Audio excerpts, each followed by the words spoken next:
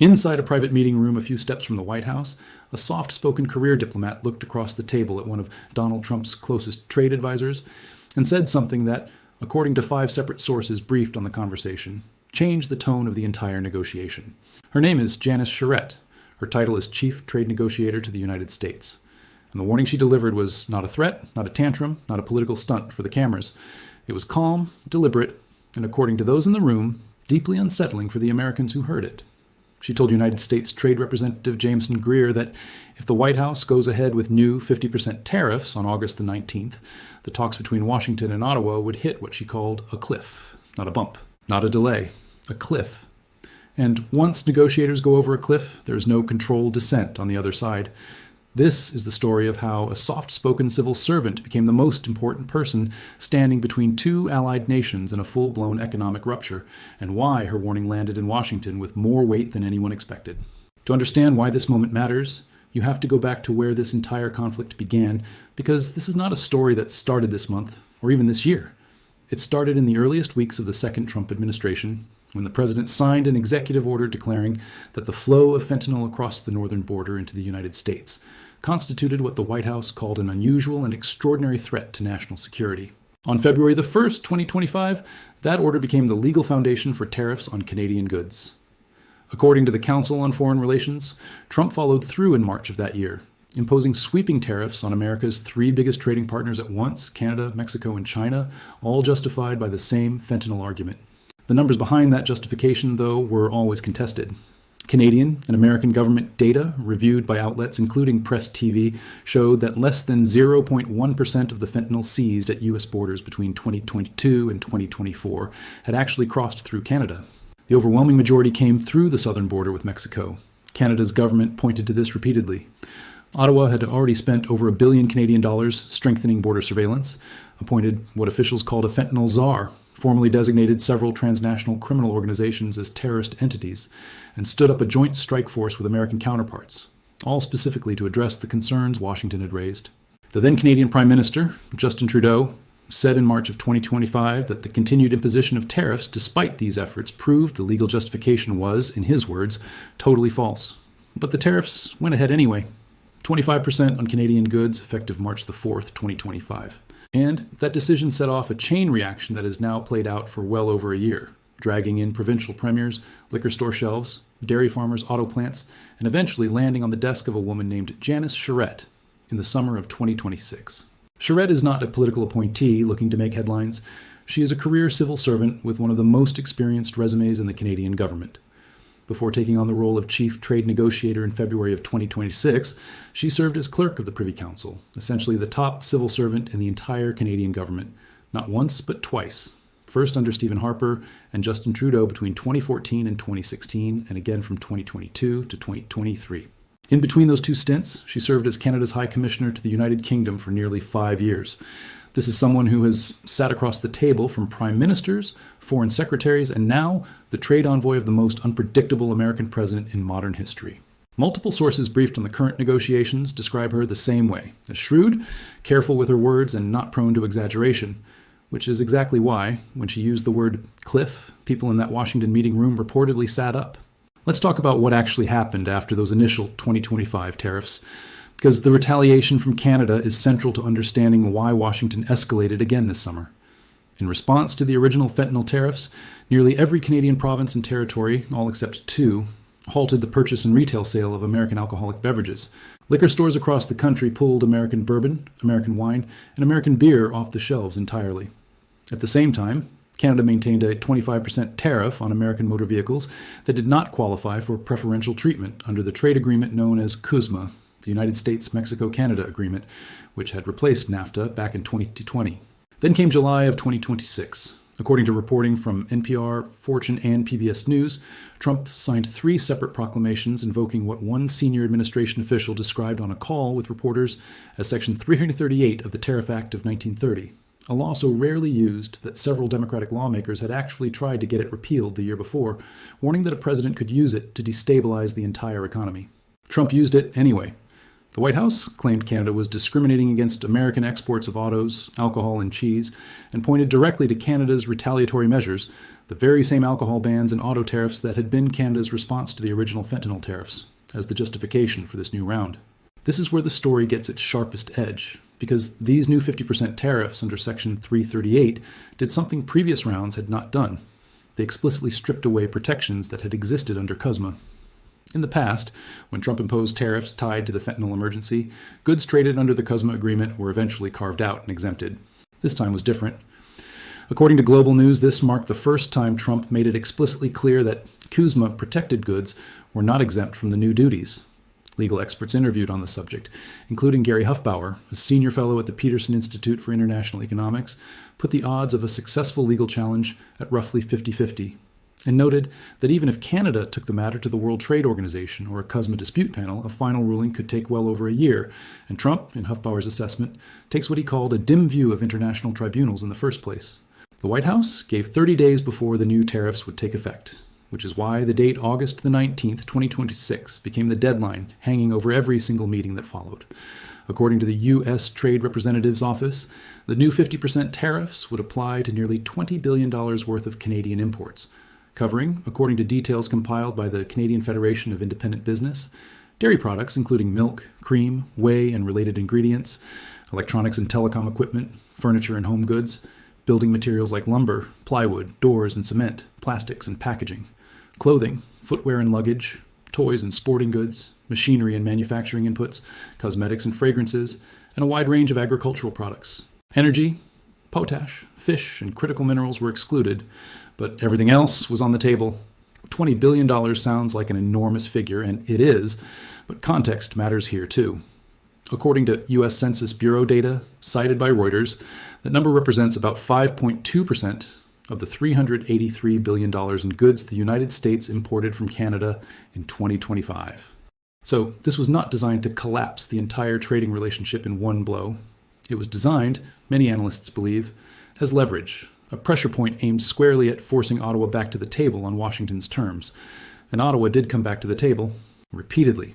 This is where the day-by-day timeline becomes important, because it shows just how intense the final stretch before the deadline actually became.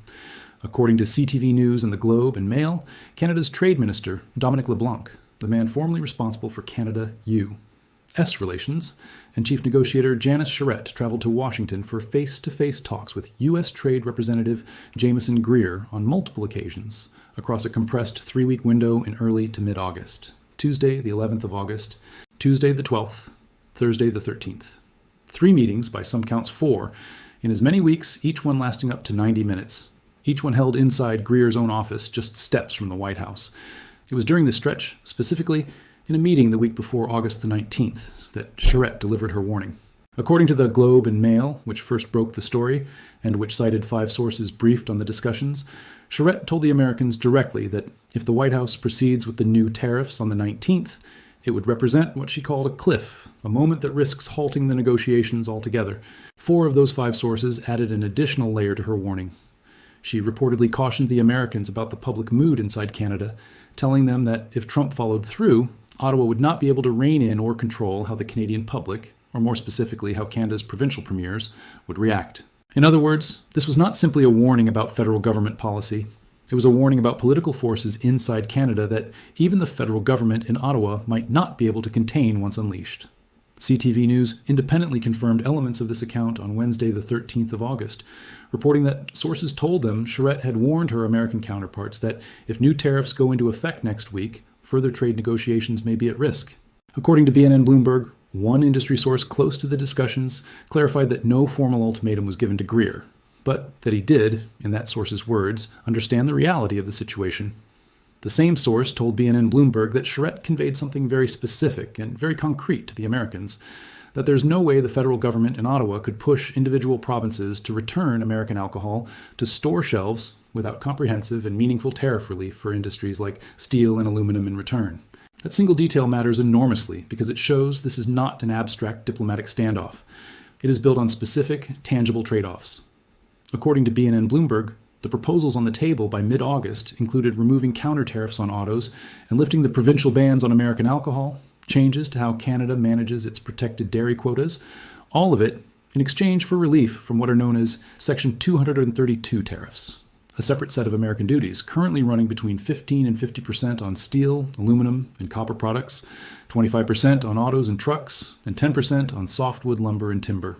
According to the Globe and Mail, negotiators on both sides were also reviving an older proposal, a quota system for Canadian steel and aluminum exports, in exchange for lower American tariffs on those metals specifically.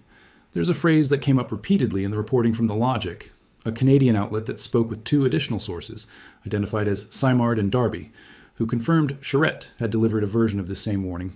One of those sources put it in blunt terms, saying that if the tariffs go ahead, in their words, nothing holds anymore, and that it would become retaliation upon retaliation.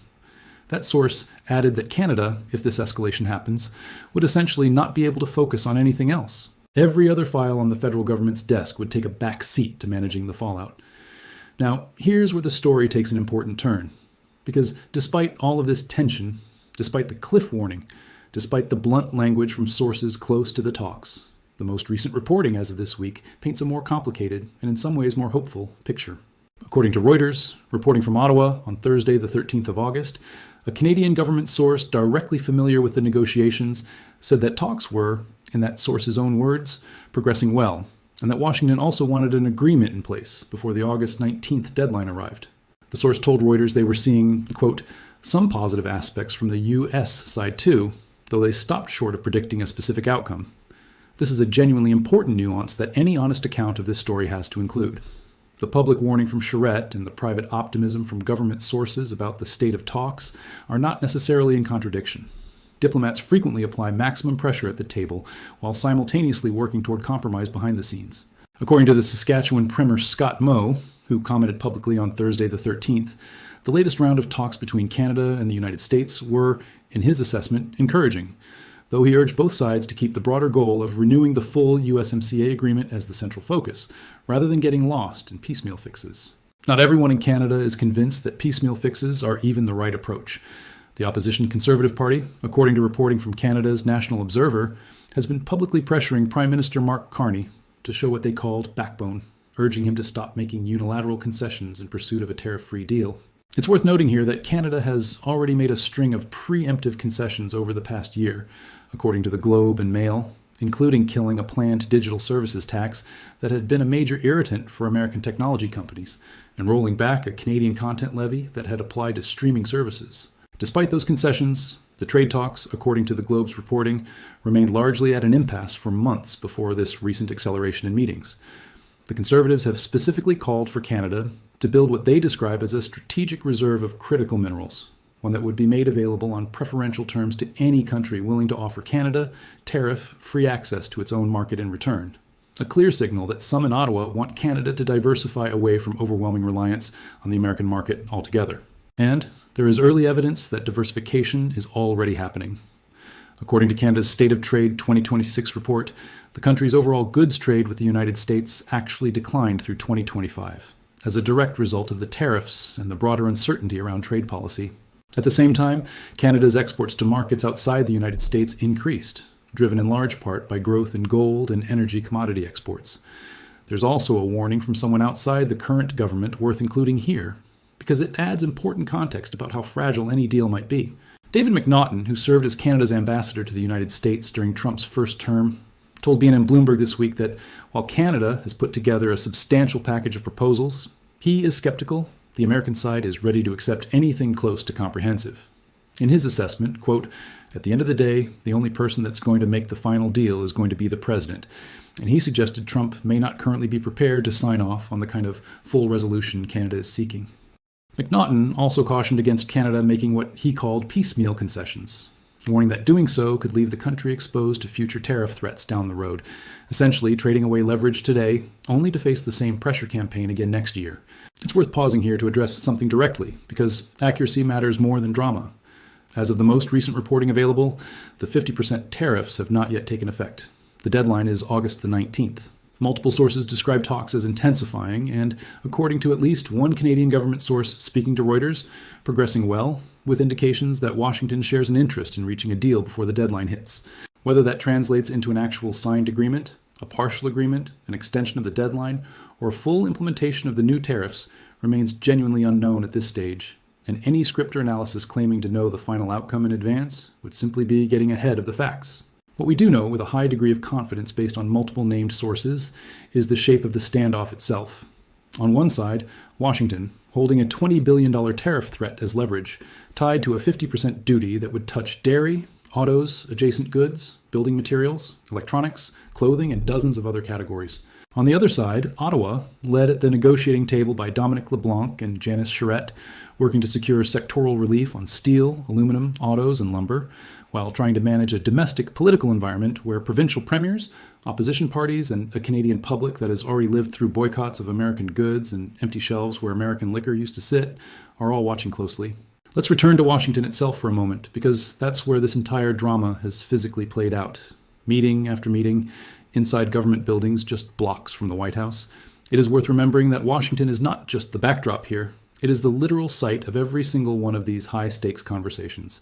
The place where Charette has reportedly spent entire weekends hunkered down at the Canadian Embassy, working alongside what one source described as a small army of trade negotiators and experts, preparing position papers, running numbers on sectoral impacts, and rehearsing exactly how to frame Canada's position to an American administration that has shown, over the past 18 months, a willingness to escalate trade disputes further than almost any modern precedent. There's a political subplot running underneath all of this too, worth mentioning honestly. While LeBlanc and Charette have been leading the day-to-day negotiations in Washington, Canadian Prime Minister Mark Carney was, at least as of the second week of August, on vacation in Italy, expected to return to Canada around August the 17th, just 2 days before the deadline.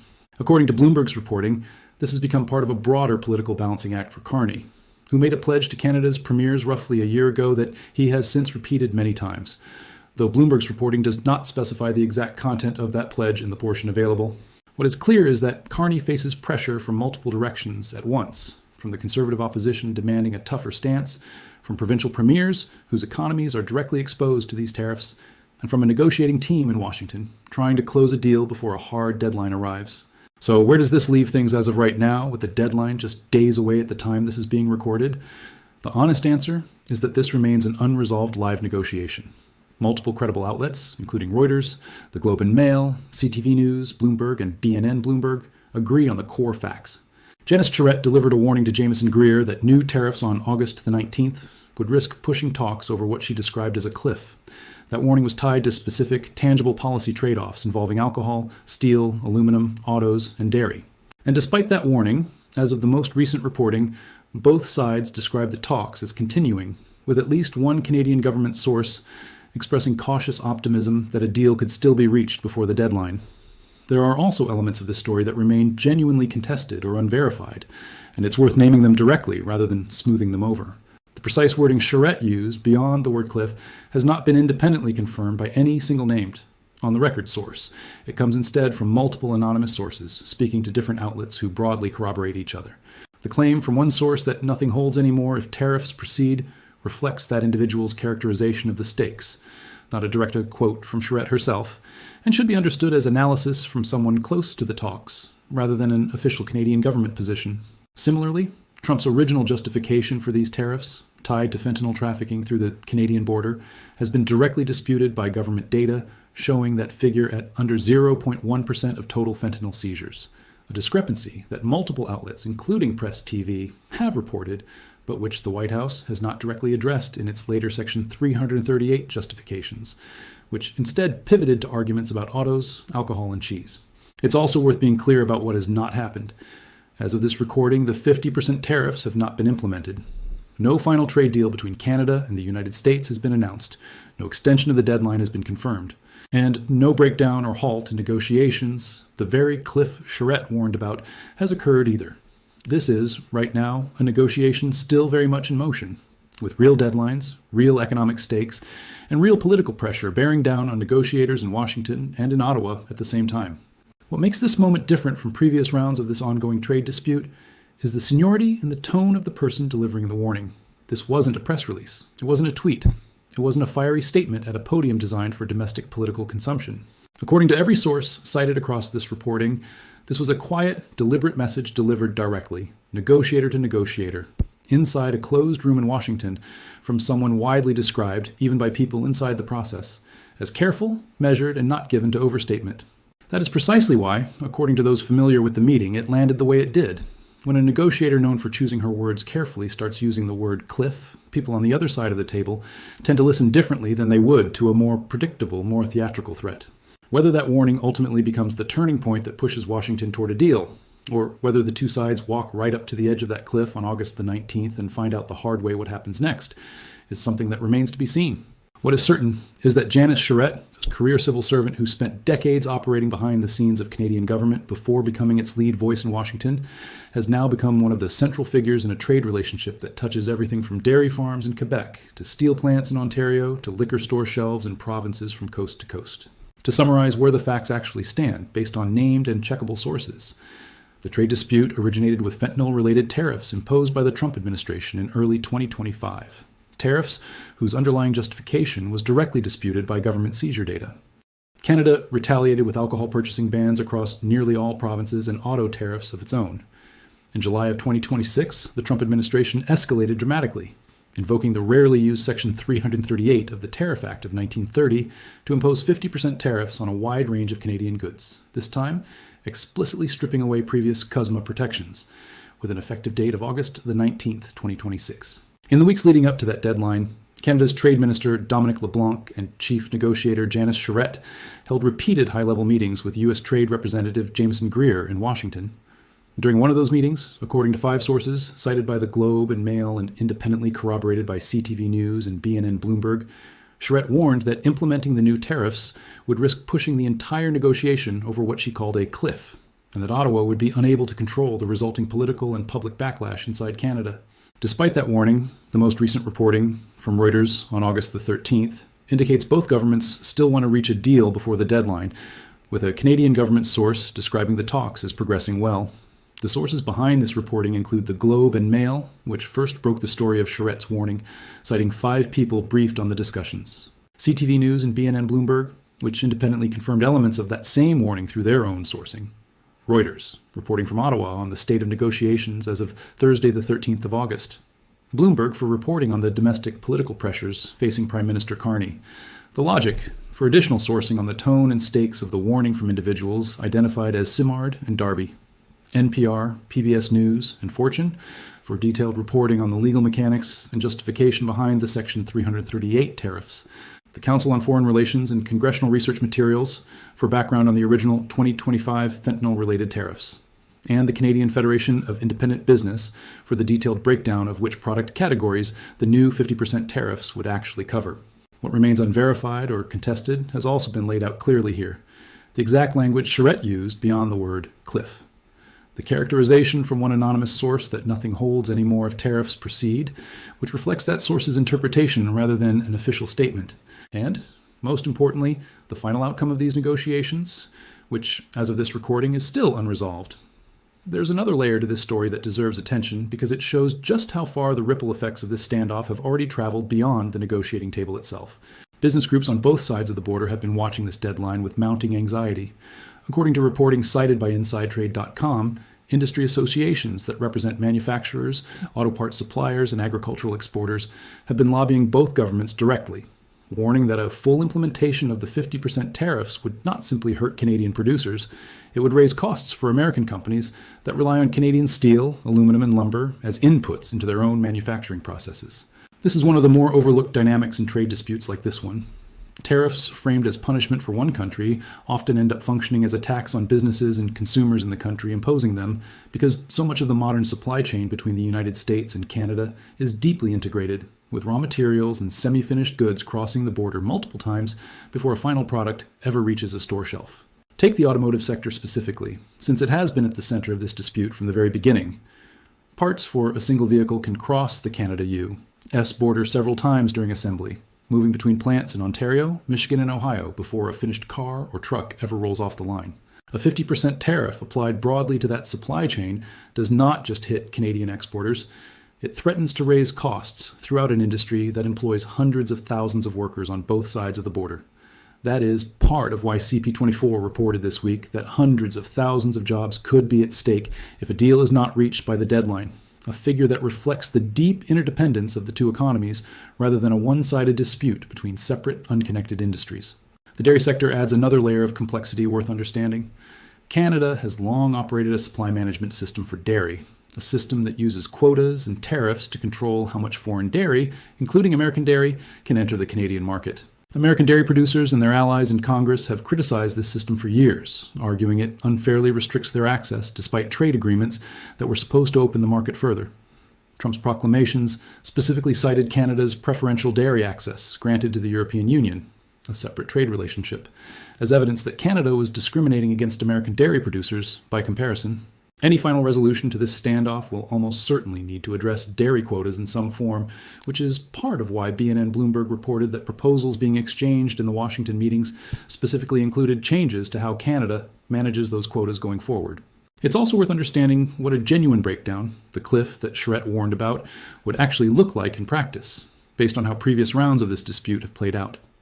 When the original fentanyl tariffs were imposed in 2025, Canada did not simply accept them quietly. Provincial governments moved within days to pull American alcohol from store shelves, a coordinated response across nearly the entire country that surprised many American officials with its speed and its unity. If a similar or larger scale retaliation followed a full implementation of the new 50% tariffs, the range of potential Canadian responses could extend well beyond alcohol into areas like energy cooperation, cross-border data agreements, or further procurement restrictions on American companies bidding for Canadian government contracts, though none of these specific measures have been confirmed as active plans by any named Canadian official at this stage. This is precisely the kind of uncontrolled escalation that sources say Charette was warning Greer about when she said Ottawa could not guarantee it would be able to rein in the public and provincial reaction. There is also a broader historical pattern worth noting, because Canada and the United States have found themselves at this same kind of precipice before and pulled back from it. During the original renegotiation of NAFTA into what became CUSMA back in 2018 and 2019, talks between the two countries also grew tense, with tariff threats, public criticism from both leaders, and repeated deadline extensions before a final agreement was reached. That history offers some reason for cautious optimism that a deal, or at least a temporary reprieve, remains possible even this close to a hard deadline. But it also offers a caution of its own, because that earlier round of tensions took months longer to resolve than either side initially expected, and cost both economies real, measurable disruption along the way before a resolution was finally reached. So here's the real question worth sitting with. Charette's warning was measured, deliberate, and according to those in the room, effective enough to change the tone of the conversation. But warnings only work if the other side believes there's something worse on the other side of the cliff than the cost of backing down. Does Washington actually believe that? Does a 50% tariff on $20 billion of Canadian goods matter enough to the American economy and to American consumers of dairy, lumber, and electronics to make backing off the smarter move? Or does Ottawa's warning end up being tested for real on August the 19th? What do you think happens when the deadline actually arrives? Let us know where you land on this one. That's where things stand for now. Thanks for watching, and we'll keep following this one closely as the deadline approaches.